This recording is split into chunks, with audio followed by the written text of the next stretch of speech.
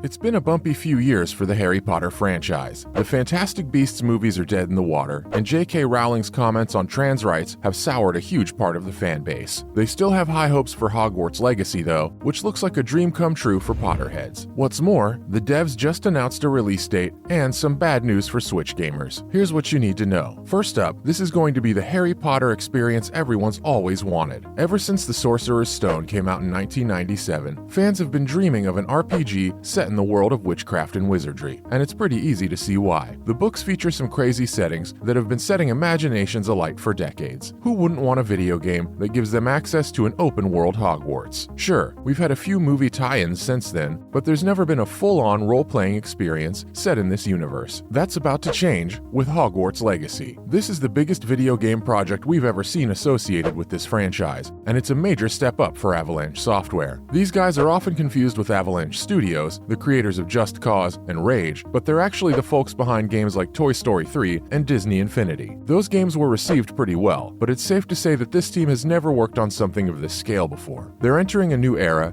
and their latest project is way bigger than anything they've done in the past. That's why they're being super careful with the release date. Parent company Warner Brothers has done a lot of marketing for the game already, but they've kept quiet about a specific release date. Before this, they only referenced a vague holiday 2022 release window, but apparently that was too soon. The studio announced the delay on the official Hogwarts Legacy Twitter account, and they went over how they need more time to deliver the best possible experience for their fans. It's now coming out on February 10th, 2023 for PC, PlayStation, and Xbox platforms. You probably noticed that one console is missing from that list. That's right, we don't have a confirmed release date for the Nintendo Switch. The devs are saying they'll have a launch date to share with us soon, but it sounds like it's going to be a while before we hear anything from them. And that's because this is a crazy ambitious title. This thing might just be the definitive Harry Potter game, and we can't wait to get our hands on it. It'll be set in 1890, so this is the first time a game will be stepping away from the mainline series, and Avalanche is making the most of that freedom. Players will be able to customize their own characters, choose their own wands, and get sorted into their own houses. It's basically going to give gamers the full Hogwarts experience, which is something they've been demanding for ages. You'll be able to cast spells and engage in combat with different types of NPCs at Hogwarts. Speaking of the castle, Legacy is going to make the entire thing explorable. You'll be able to visit the dungeons, the astronomy tower, and the grounds. That's not to mention external locations like Hogsmeade and the Forbidden Forest. What's more, you'll be able to traverse the open world by broom. That's right, it looks like this game is going to have everything we've ever wanted from a AAA Harry Potter game. It's obviously super ambitious, and the intense amounts of pre-release hype around it have got to weigh heavy on the devs. We're sure both Avalanche Software and publisher Portkey Games are dealing with crazy pressure right now, and that's because gamers have sky-high expectations for this release. If they don't deliver, they're going to let a lot of people down. We've never seen a Harry Potter RPG before, because actually making something like this takes a lot of manpower and money, and with that ambition comes some heavy development. If you're a gamer, you probably know how difficult open-world RPGs are to develop. We've seen some major studios fail at them in the past, like CD Projekt Red did for Cyberpunk 2077. Making a bug-free experience that delivers on the vision is tricky when dealing with this genre. There are just too many moving parts to keep track of, and things can go off the rails even if you have hundreds of people working on the project. That's why these games take decades to make on average. And since Hogwarts Legacy is so difficult to make, it's not surprising to see it get another delay. Like CD Projekt, Avalanche has made some big claims about their latest game. They've set themselves up for criticism. Sometimes, developers need to cut content in order to bring production to a close, but Portkey can't afford to do that for this title. They've already shown too many of the features off. That's why they're pushing the release date forward to give the devs more time to deliver on their promises. At the end of the day, the delay is good news. It's a sign that the team really cares about this game and doesn't want to release it ahead of time. They need a few more months to polish it, give it that AAA sheen, and honestly, we're glad they're taking this step. On the other hand, the fact that it's taking them so long to make the release playable on Xbox and PlayStation is a little concerning for Switch fans. Why? Well, Nintendo's console just isn't that powerful. Never mind the PS5 and Xbox Series X, the Switch can barely compete with last-gen consoles. It's less powerful than both the PS4 and Xbox One, which is why devs take a lot longer to put their games on it.